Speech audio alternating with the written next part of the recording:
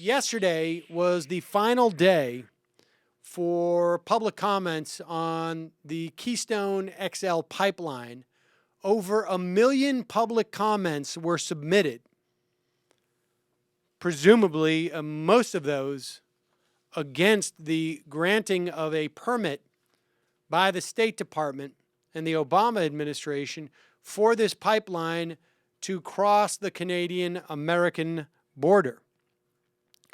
One of those comments came from the EPA, and it rated as a final parting shot. Remember now, the State Department was charged with drafting an environmental impact statement, a DEIS, which basically found, according to the State Department, that the Keystone XL pipeline would have minor effects on the environment. The EPA, the Environmental Protection Agency, I guess one could say in the government, the real professionals on that accord, in their public comment, rated the adequacy of the State Department's draft environmental impact statement as having insufficient information. The agency could have rated the adequacy of the impact statement in 3 different ways: adequate, insufficient information, or inadequate. Like I said, they rated it insufficient information. They said that the DEIS's attempt to do a life cycle analysis of the pipeline's emissions, which found that emissions from the oil sands crude, basically a form of bitumen, would be 81% higher than regular crude. And the EPA noted that if the GHG intensity of oil sands crude is not reduced over a 50-year period, the additional CO2 from the oil sands crude transported by the pipeline could be as much as 935 million metric tons.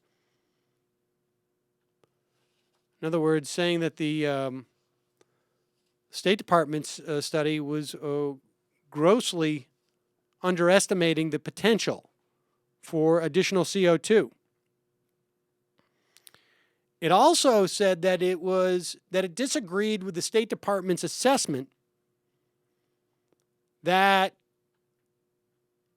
the oil sands would surely come out of the ground, that the tar sands oil would surely come out of the ground even if the Keystone pipeline was not built. The EPA said that your conclusion is not as complete and accurate as possible.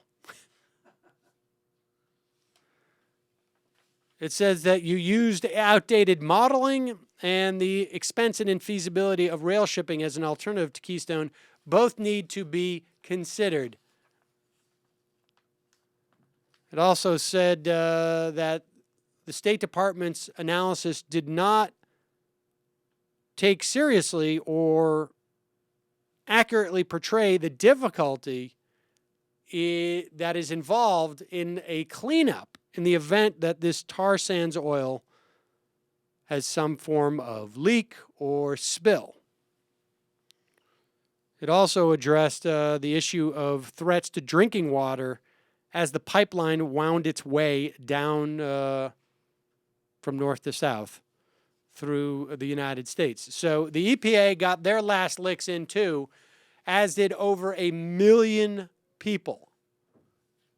There was a concerted effort by environmental groups to get these comments out there. 1 million people is a lot of people to comment on anything that involves other than just sitting on their couch and staring at their TV. So hopefully this will have an impact. Don't hold your breath. But hope springs eternal. I just knocked on wood.